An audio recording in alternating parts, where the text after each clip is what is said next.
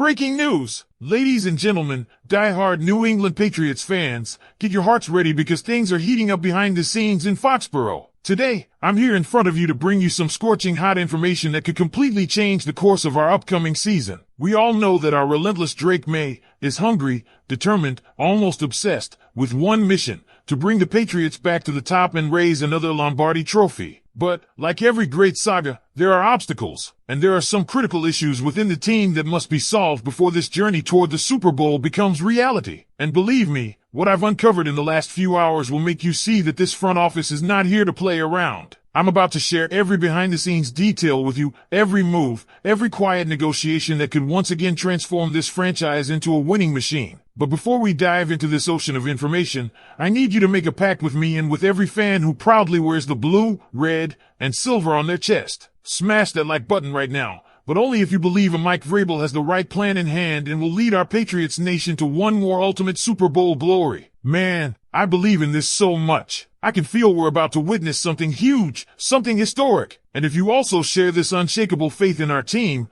drop a comment below. Go Pats! We're going to the Super Bowl. Now, take a deep breath, focus, because I really need your full attention. Let's get straight to what matters. Something about this defense feels different. You can sense it in the way analysts are finally talking about the Patriots. You can see it in the rankings, those little numbers that usually have New England buried somewhere in the middle of the pack or worse. But not this time. Pro Football Focus didn't just throw a casual compliment our way. They came out and declared that the Patriots have the best linebacking core in the entire NFL. Now, before you roll your eyes thinking this is just off-season hype, let's break down exactly why this ranking could mean something more than just clickbait, and why, for the first time in a while, the Patriots defense might be positioned to dominate in 2025. Start with the names. Robert Spillane. The guy has been described as a tackling machine, and if you look at the raw numbers, 158 combined tackles last season, he's not just stuffing stat sheets, he's everywhere on the field. When you think about what this team has lacked since the golden years of defensive dominance, it's exactly that relentless presence. And it's not just about the tackles. Spillane can drop into coverage,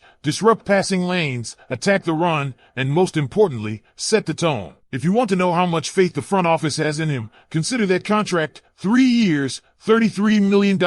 That's not a flyer. That's an investment in an identity. Then there's Christian Ellis. Remember how we all thought he was headed to the Raiders? The Patriots matched the deal to keep him here. In 2023, Ellis posted a solid 72.6 PFF grade. He's not just a warm body filling a depth chart spot. He's a contributor, and the front office knew it was worth stepping up to keep him. Alongside him, Jack Gibbons brings a 77.9 PFF grade over the past 2 seasons. Quietly, steadily, this linebacker room has become one of the deepest in the league. And I know what some of you are thinking. If the linebackers are suddenly elite, what does that mean for a guy like Jawan Bentley or Jahlani Tavai? Tavai is the elephant in the room, and not in a good way. Sure, he racked up 115 tackles in 2024, but the moment you turn on the tape, you see the glaring issue. His coverage grade cratered to 42.7, ranking 156th out of 189 linebackers. That's not just a bad day. That's an indictment of his role in this defense. Combine that with a calf injury that kept him from putting any pressure on his leg during OTAs, and you can understand why this coaching staff is reportedly evaluating trade options. Don't be surprised if Tavai ends up somewhere else by week 1. When you're talking about a defense that finally has pieces who can fly around and cover in space,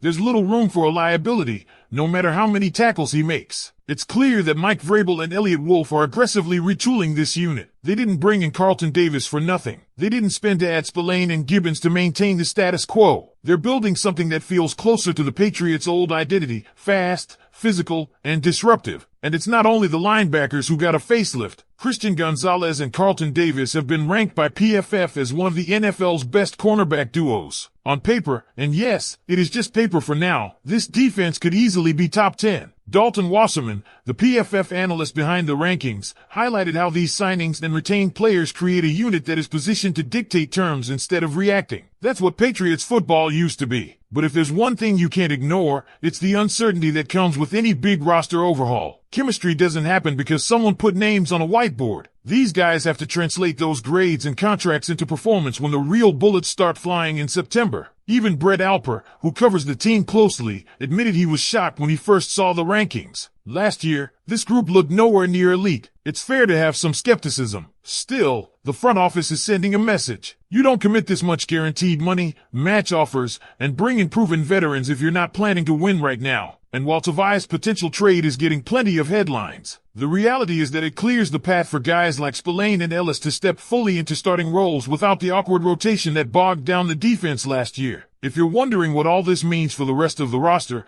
look no further than the running back room, where Terrell Jennings finds himself in a similar situation to Tavai, on the bubble and probably on the way out. But we'll get into that in the next part. Right now, though, I want to know what you think about this linebacking core. Do you buy the hype? Are you ready to believe the Patriots have built one of the best defensive units in the league again? Or do you think it's all just June optimism that will fade as soon as the season starts? Drop your thoughts in the comments. Do you see this group as a strength or a risk? Because if these linebackers play to their potential, it won't just be another year of rebuilding. It could be the start of something special. And speaking of the start of something special, let's shift our focus to an area that doesn't often get the same level of attention as the defense, but could quietly define how this season unfolds: the running back room. Because if you thought the linebackers had stiff competition, wait until you see the logjam in the backfield, where Terrell Jennings is staring down the reality that he might not even make it to preseason. It's almost cruel how fast the NFL moves on from a player. Just last year, there were whispers that Jennings might carve out a bigger role. But in 2024, he only appeared in 3 games. 13 carries, 33 yards, a long run of 7. That's not the kind of production that buys your goodwill,